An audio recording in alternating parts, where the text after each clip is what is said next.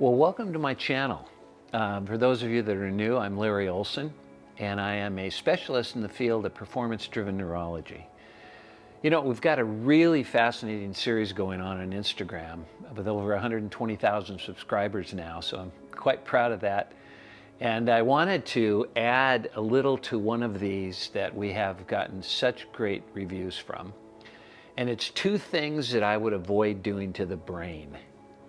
One of those is avoid putting excess cortisol into my system. Now, we've all heard about cortisol as the stress hormone. Now, what happens is when we get into a tough situation where we're feeling like we're between a rock and a hard spot, we get into the amygdala, which triggers the fight-flight mechanism. And what happens is the liver starts to produce excess cortisol, which breaks it down into sugar and then provides that to our muscles so we get this boost of energy. Okay, great, wonderful thing. But when we are continuing, as most people do in our society here, is they are a constant level of high stress. They're worried about this, concerned about that. What if this happens? And oh, can't believe they're saying that right now. Whenever we are agitated, whenever we are at a high state of alertness, we are pumping cortisol into our system. Cortisol is a wonderful thing as long as it's balanced, but excessive cortisol leads to headaches, leads to weight gain, it leads to all types of things that are not positive. So I avoid it, and the way I avoid it is I recognize that if there's a Bengal tiger and I need to run really fast, I will, and I'll burn the cortisol off.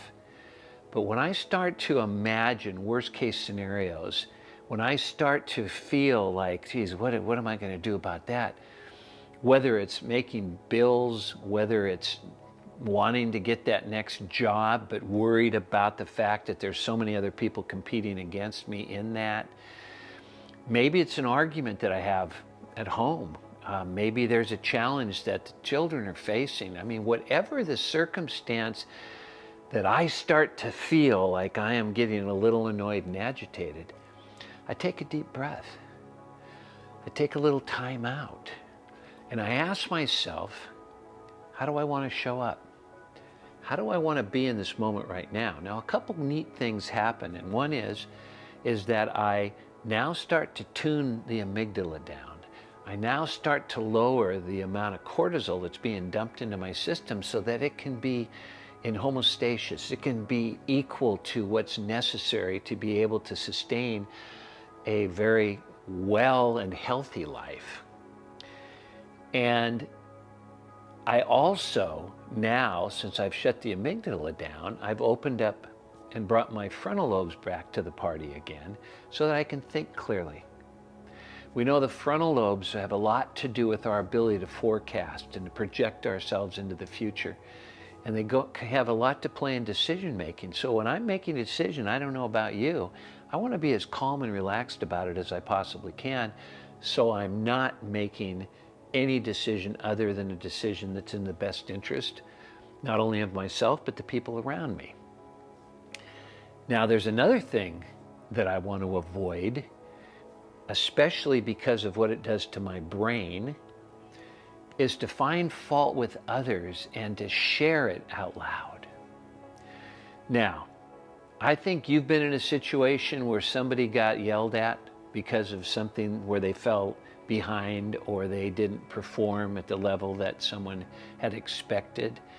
You know, I remember it happening in school, and the thing that took place in my mind was, you know, I better wait till I know I've got the right answer before I raise my hand, because what the teacher just did to that person, I certainly don't want that done to me. Now, that had been done to me before, and it made me feel terrible. It got me anxious, and it disrupted my immune system, my ability to stay healthy. Because if we start messing with our immune system, we're prone to just about anything that's going on, from the common cold to COVID.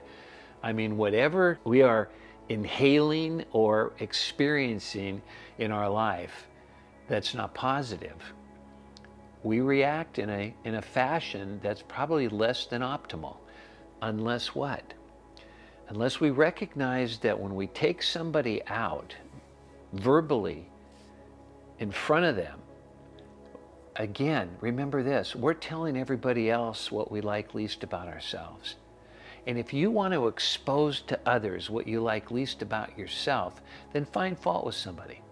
Now, I have just demonstrated and shared with you what happens when we do that in front of others. And you know, sarcasm is another way of doing it. As when I remember playing golf with somebody and the putt I made was pretty short, and there was a sarcastic comment about my ability to perform at my highest level. I mean, that's about as deep as I want to get with the comment. But the comment was not flattering, and the comment was not reminding me of what I need to do to improve. It was reminding me of what I need to continue to do if I want my putts to fall short from going into the hole, or getting the promotion, or having a nice evening at home, or being able to go out and work out because I feel good about myself, not because I'm afraid I'm going to die if I don't. Now here's the other element about not finding fault with others.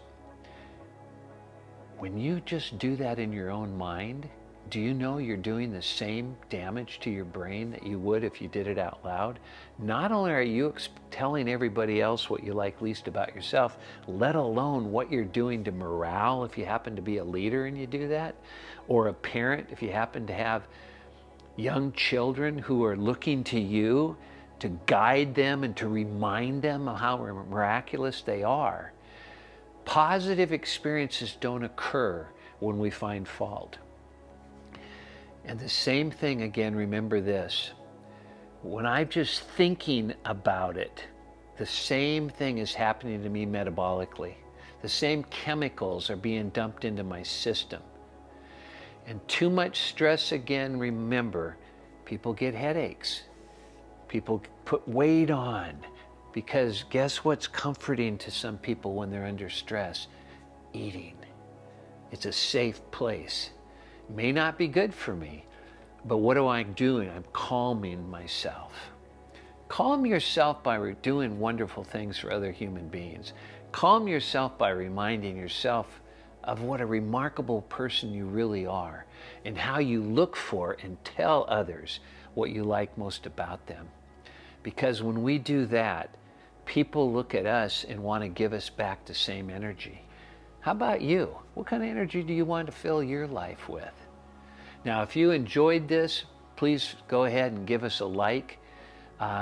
Share it with others would be wonderful.